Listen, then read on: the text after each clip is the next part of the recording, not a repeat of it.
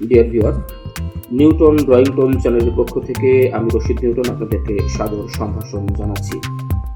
চিত্রশিল্প এমন একটি শিল্প যেটির মাধ্যমে আমাদের মনের ভাব যেমন প্রকাশিত হয়, তেমনি আমাদের ভাবনাও কিন্তু বিকশিত হয়। অর্থাৎ আমরা যা আমাদের অন্তর্লোকে যে ছবিটি ভাসছে সেটি কিন্তু আমি ক্যানভাসে অর্থাৎ কাগজে ফুটিয়ে তোলবার কিন্তু চেষ্টা করি। তো চলুন দেখা যাক আজকে আমাদের আয়োজনে কোন ছবিটি আমরা আঁকতে চলেছি।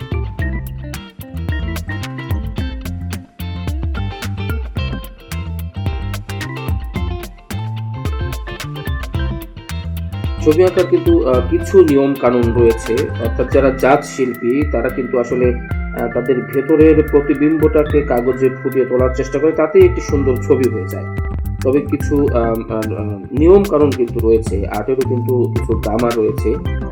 আমরা যেমন ছোটবেলায় অ আ ক খ শিখে কিন্তু আমরা পড়তে শিখেছি, লিখতে শিখেছি, আর্টেরও তেমন কিছু নিয়ম কানুন রয়েছে। আমরা আমাদের ড্রয়িংগুলোর মধ্যে দিয়ে সেই গ্রামারগুলো আপনাদেরকে দেখিয়ে দেবার চেষ্টা করব, শিখিয়ে দেবার চেষ্টা করব, একসঙ্গে শিখবার চেষ্টা করব।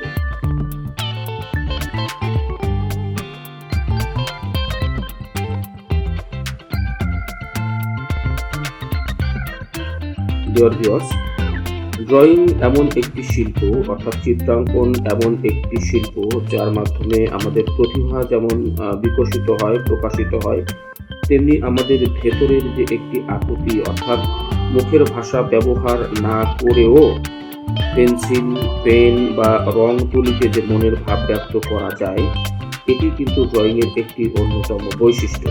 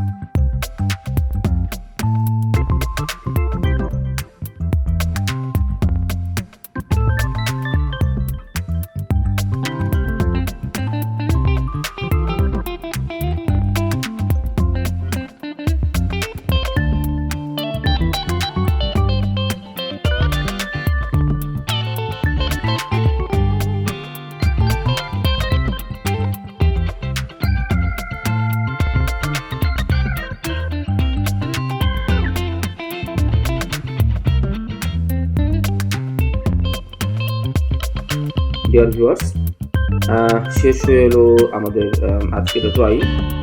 আপনারা দেখতে পেয়েছেন যে ছবিটি আমি এতক্ষণ ধরে আঁকার চেষ্টা করছিলাম সেটি কিছুটা কিন্তু শেপে নিয়ে আসতে পেরেছি। অর্থাৎ নিশ্চয়ই আপনারা বুঝতে পারছেন যে স্টেপ বাই স্টেপ একটি নিয়মতান্ত্রিক ধারাবাহিকতার মধ্য দিয়ে কিন্তু আমরা এই ছবিটি, এই ড্রয়িংটি বা এই চিত্রটি কিন্তু শেষ করবার চেষ্টা করলাম। আর্টের মধ্যে কিছু গ্রামার রয়েছে, কিছু নিয়ম কানুন রয়েছে যেগুলো জানলে আসলে ড্রয়িংটা ভীষণ সহজতর হয়ে ওঠে এবং অত্যন্ত জীবন ঘনিষ্ঠ বা জীবন্ত মনে হয় সেই ড্রয়িংটি। তো আপনাদের কেমন লাগবে জানি না, যদি ভালো লেগে থাকে লাইক কমেন্ট করে উৎসাহিত করবেন। সবাইকে অনেক ধন্যবাদ।